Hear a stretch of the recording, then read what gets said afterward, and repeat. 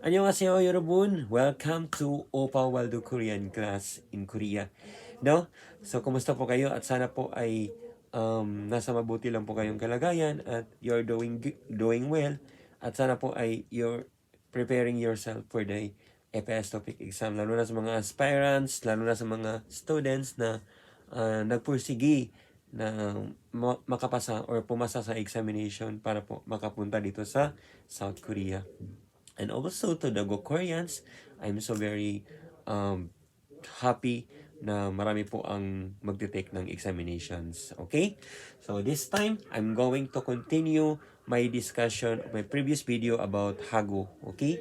So Hago po guys, as I discussed already, that is, it means and. No, it's a conjunction. It is a conjugation and. Okay? Then, we also have another term for hago. Hago is irang or i or rang, no? Yung rang. Yung rang, ano po ba yung rang, guys, no? Yung rang, it means and also. But usually, yung rang po, guys, or irang, gagamitin po natin yun as a very casual speech or casual na usapan, no? Conversation. Kumbaga, very close friend, mga kapatid natin, ganyan. Pero yung pag nakakatanda or elders, iwasan po natin or matataas na posisyon, iwasan po natin gamitin yan. We will going to use hago as for proper or polite way, no? So, okay? So, yan na natin. Yung rang po, guys, no?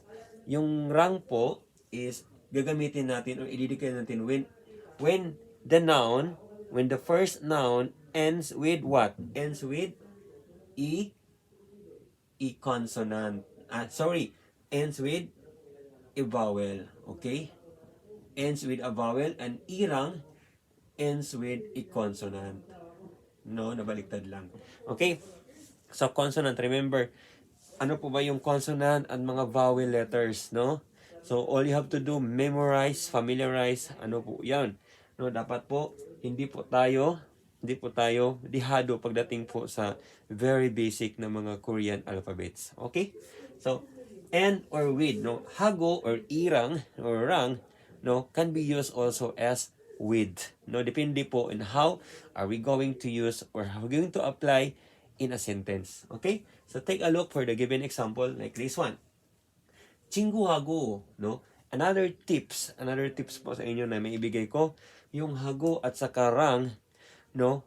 Hindi po yan separated the noun, no? First noun. Kumbaga, dalawang noun o tatlong noun, yung hago, dapat nakadikit po yan. Like this example, 친구, no? 친구 is friend.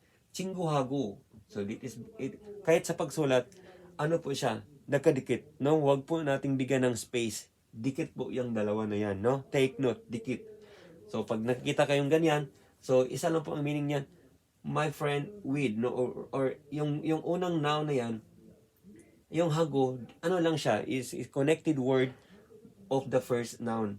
Huwag po nating bigyan ng space sa pagsulat, no? Kaya even in the pagdating sa pag-pronounce and how to pronounce, 친구하고 삼겹살 먹었어요, no? So, diretso po sa pagbasa nun sa first noun, no? Or pag ganito po, guys, no?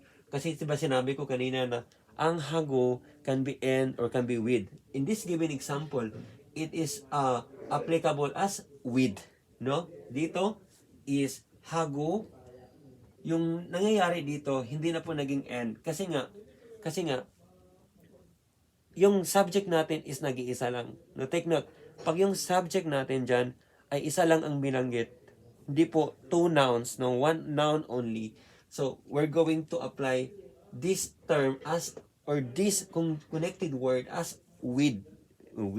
So, meaning, it is with who? With friend. 친구, no? 친구 with friend. Samgyupsal, no? What do you mean by samgyupsal? Samgyupsal is what? Dito sa Korea, very common po yung samgyupsal, no? Nasa around po na 17,000 to 22,000 won. So, in Philippine money, converted into around 800 pesos or to 1,200 pesos. No? Depende po sa sineserve nila kung gaano po karami. For most probably, ang sanggupsal is more on um, yung mga marinated na karne, okay, more on ano po talaga siya guys, meats, okay? So mananawa po kayo sa uh, pag tawag nito, pagkain, no? Sa dami-dami ng karne, no? Kaya nga lang, it takes 1 to 2 hours. Depende po sa restaurant na yung tawag nito, yung depende po sa time consumed on the customers on that respective restaurant. Na depende po. May iba din na 1 to 2 hours or 2 to 3 hours, depende po. May iba din nga lang 1.5 lang. Okay? Sanggupsal. Masarap yan, no? Sana marami din sa Pinas, but somehow in Korea kakaiba, no? Different culture, no? Different na menu. Kumbaga different po yung way of welcoming their customers. Okay? So, let's proceed. Sanggupsal. Mogosoyo. Mogosoyo is the past tense of eat, no? Kumbaga, tapos na po na kinain, no? Kumbaga, tapos na po silang kumain, no? We eat, no? Kumbaga, I eat with my friend. We have a sanggupsal with my friend. Kumbaga, yun yung ibig sabihin no, no? So, unlimited meats and pork, no? Kumbaga ganun. So, yan po. So, yung hago dyan, no? Hindi po end yung meaning niya kung hindi with. Kasi isa lang po. Remember, only one noun attached, no? Kumbaga, assuming na yon na ikaw with your friend, no? Ako with my friend, assume na yan, no? Friend with, no? We eat sanggupsal with my friend. Okay, ganun po yan. Okay? Another example is 용하고 저는 학생이에요. No? Yung. What do you mean by yung? Our older brother. No, my older brother. Yongnim. No, Yongnim. Older brother. Pag ako, bunsong kapatid, doon sa kuya ko, ang tawag ko sa kanya is Yong. Hiyong. No? Pag babae naman ang bunso, tapos tawag niya sa kuya, Oppa. No? Oppa.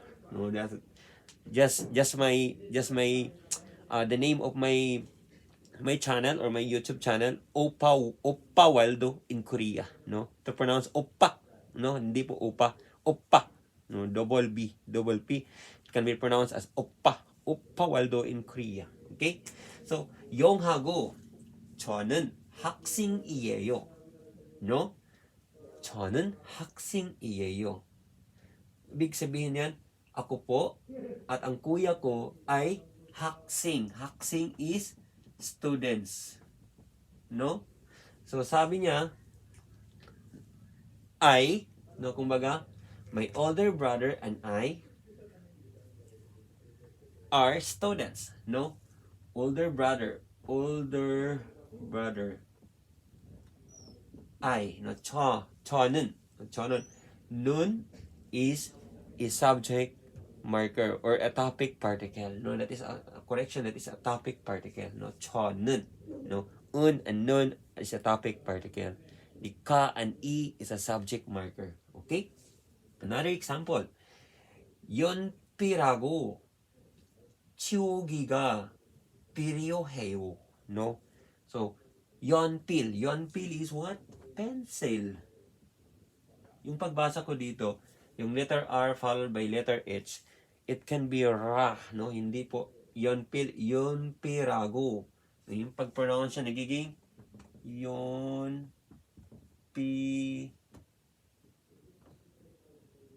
silent H.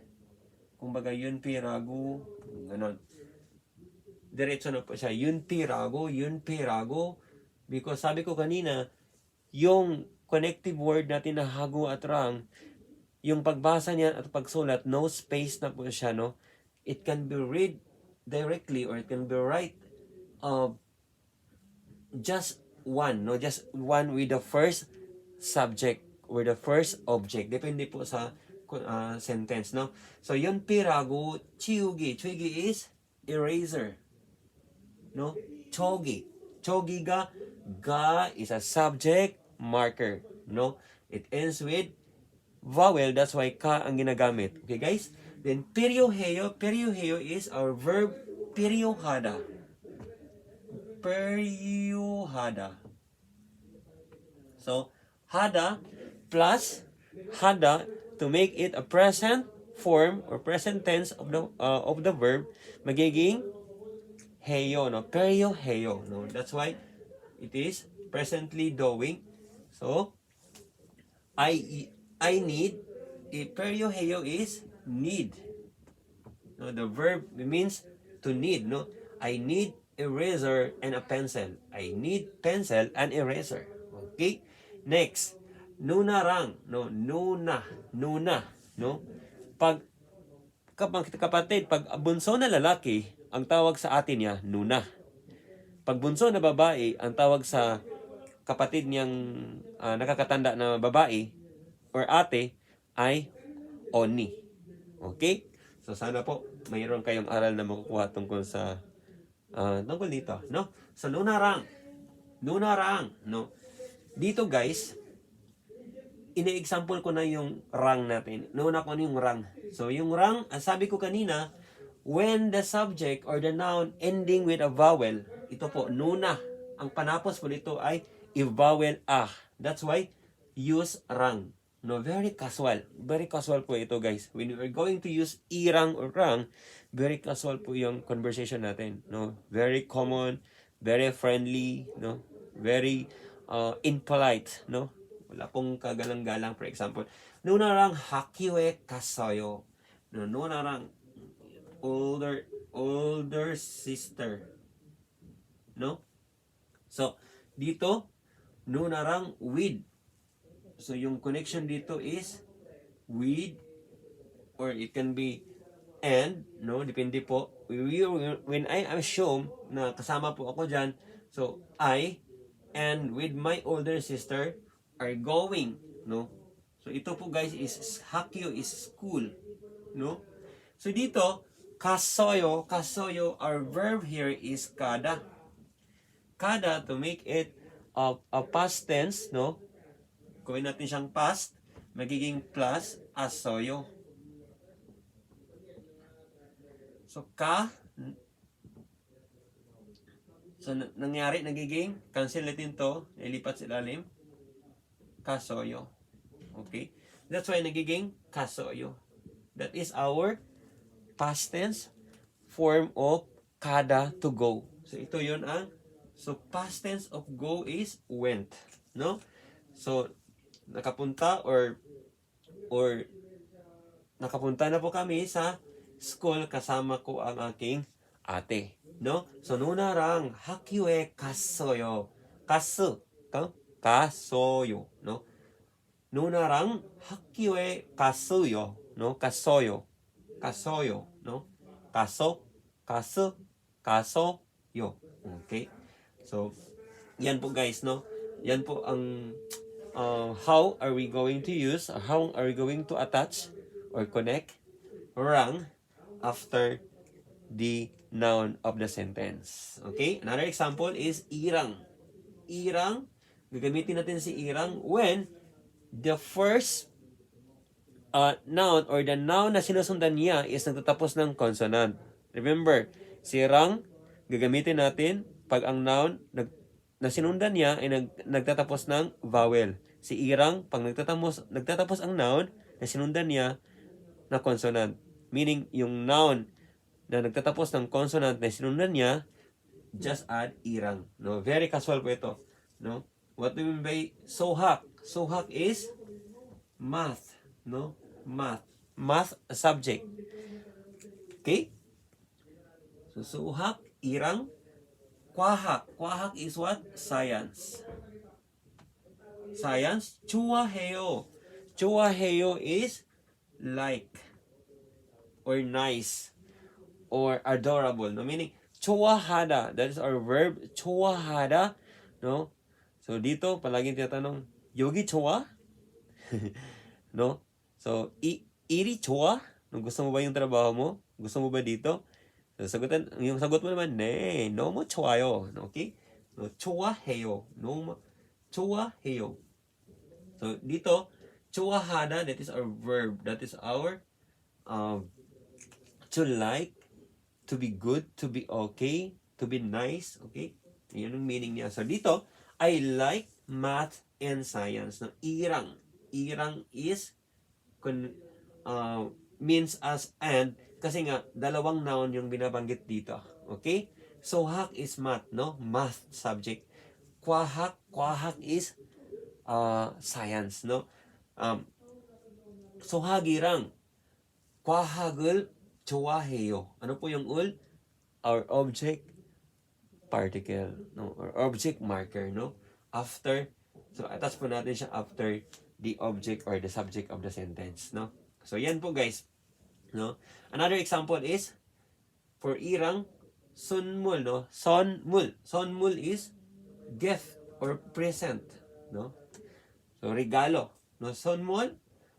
Sonmul이랑 Pyonjerol is later, no? I mean letter, no? Sulat 받았어요, no? 받았어요 is what? 받다, our very stem or verb stem is 받다. So dito guys, no? 받다 plus asoyo is our rules pattern, no? Asoyo to make it past tense, no? So magiging padasoyo.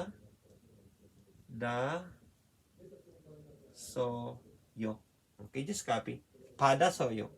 So I receive, no? I receive a gift and a letter, no? A gift and a letter. Okay? So yan po guys, no? Sonmurirang, no? Sonmul is a gift, no? sonmurirang 편지를 받았어요, no? 받았어요, past tense form of the verb 받다, to receive, to take. Okay? So sana po guys naintindihan niyo ang paggamit ng hago, irang, rang, no?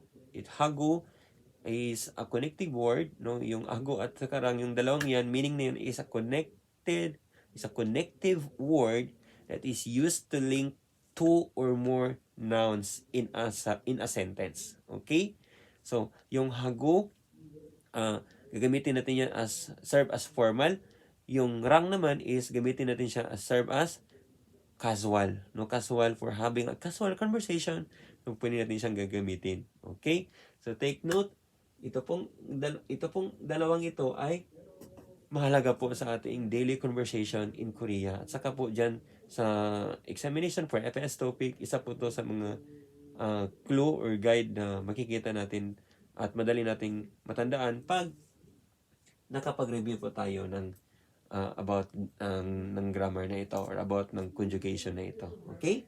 So sana po may naunawaan kayo o mayroon kayong nakuhang leksyon sa tinuturo kong pakunti-kunti na mga basic muna, no? Hanggang sa we will go far in our discussions on my ongoing videos na gagawin pa. No, kasi guys, sinisingit ko lang yung paggagawa ng video. Minsan, I'm not in a good mood kasi nga pagod sa trabaho, no? Sa sobrang dami ng overtime, ganyan. So, sana po, wag niyong kalimutan na i-subscribe yung YouTube channel ko na Oppa Waldo in Korea. At saka yung Facebook page ko, yung mga vlog ko, yung mga videos ko tungkol po sa Korean class, sa mga nangyayari dito or mga pinapasyalan namin.